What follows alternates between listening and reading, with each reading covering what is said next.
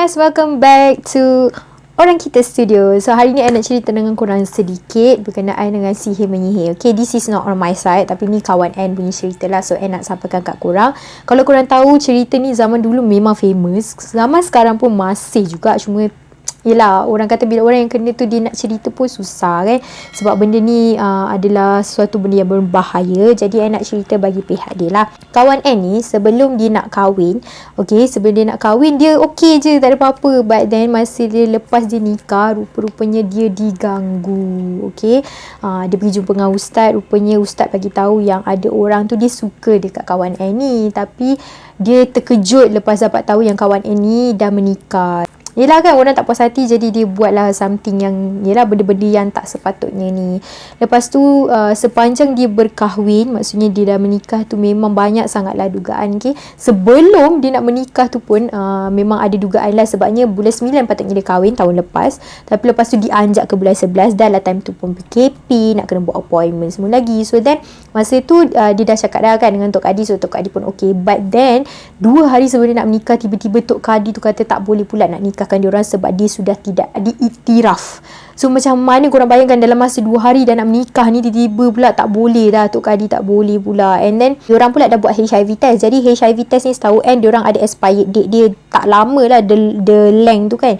Jadi dia nak kena cepat-cepat cari Tok Kadi yang baru. Sampai mak kawan Anne ni pun merayu sangat-sangat untuk dapatkan Tok Kadi. Dan kawan Anne ni pun masa tu dia dah stress. So dia kata kalau 3 hari bulan tak dapat juga tarikh tu, dia memang tak nak kahwin. Jadi struggle lah dia punya bakal husband dan juga diri dia sendiri. Memang struggle sangat along the way. Memang banyak sangat dugaan. And then masa time dia dah kahwin pun, dia dah nikah, memang totally dia tak share apa-apa gambar. Dia memang share live sahaja. Sebab orang kata dia, sebab yelah benda ni kan ada orang kacau rumah tangga dia.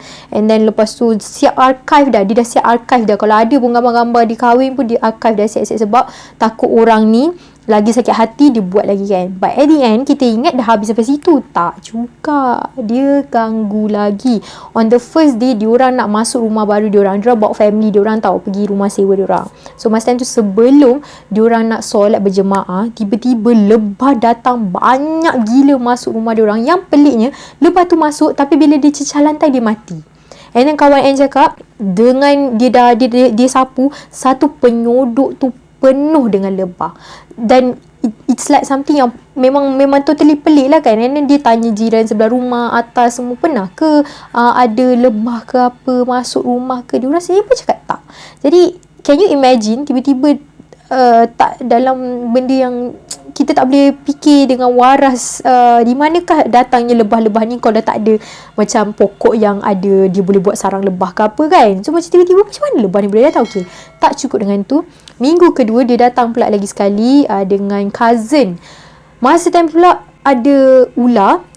Memang sangat nipis ular tu. Dia lalu bawah tikar kawan Anne nak menuju ke pintu. Yang peliknya, mana pula datang ular ni? Dalam dia lah rumah macam rumah flat kan. Tiba-tiba je datang semua benda ni. Mana datang? So macam it's like something yang lagi diorang rasa macam benda ni diorang nak tahu juga apa benda. Lepas tu kawan Anne punya husband ni adalah hari pertama dia nak pergi bekerja. Tiba-tiba lepas dia pergi kerja tu, kawan Anne ni tiba-tiba dia menggigil teruk. Dia sakit sangat-sangat. And then tiba-tiba dia demam, dia kena warded, masuk hospital. Lepas tu tak sampai beberapa hari lepas tu pula husband dia pun menyangkit. Dia menyangkit dengan husband dia pula. Tak tahulah macam mana kan. Dan it's not orang kata demam yang biasa. Even tanya doktor pun, doktor kata tak ada apa-apa, demam biasa je macam tu. Tapi benda ni macam mengganggu mereka. Dan lepas tu on the first day kawan Anne masuk as a wife, dekat rumah sewa tu kan ada tile kan. Rumah kita kan ada macam cermin, lantai cermin yang macam tile tu. So kawan Anne punya husband terperosok masuk, jatuh dekat tile tu. Sebab tile tu dia dah mendap and then kosong, dalam tak ada apa-apa. So dia punya husband, laki dia punya kaki termasuk dalam tu dan terkoyak yang sangat-sangat dalam, 7 jahitan. Dan bila x-ray tu dia almost hampir kena kat tulang. This is not something yang main-main. This is something yang memang sangat-sangat bahaya. So lepas tu dah jadi macam ni, dia macam rasa, yelah kalau kita sendiri pun kita akan rasa macam tak selesa. Dan macam benda ni adalah satu yang kita perlu ambil tahu. So dia pergi jumpa ustaz. Dan ustaz kata sebenarnya lebah tu datang nak tolong, tapi ular tu ada sebenarnya jin tu.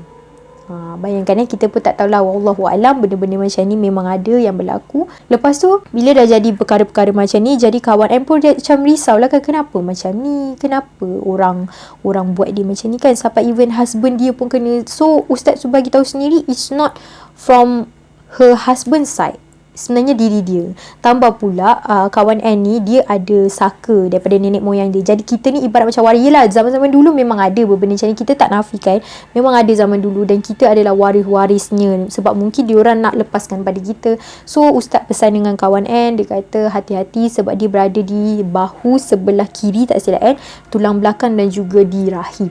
So bahaya, takut benda ni sekat zuriat dia. Allahu Akbar. Benda-benda macam ni lah yang kita takut. Dan apa yang Anne nak cakap dengan korang kat sini, just satulah, siapa yang menonton ni dan pernah melakukan perkara-perkara macam ni, hopefully korang berhentilah buat macam ni. Dan orang kata, ingatlah sesuatu benda yang kita buat ni sometimes it's not necessary, dan perlu ingat juga benda ni akan sampai bila-bila dan memang orang akan ingat dan tak akan lupa. Jadi kita kena mohon kemaafan dan bertaubatlah sebelum ajal datang. So and just nak bagi tahu, korang boleh share dengan family korang, share dengan kawan-kawan korang, and ingat penyakit ini memang susah nak disembuhkan.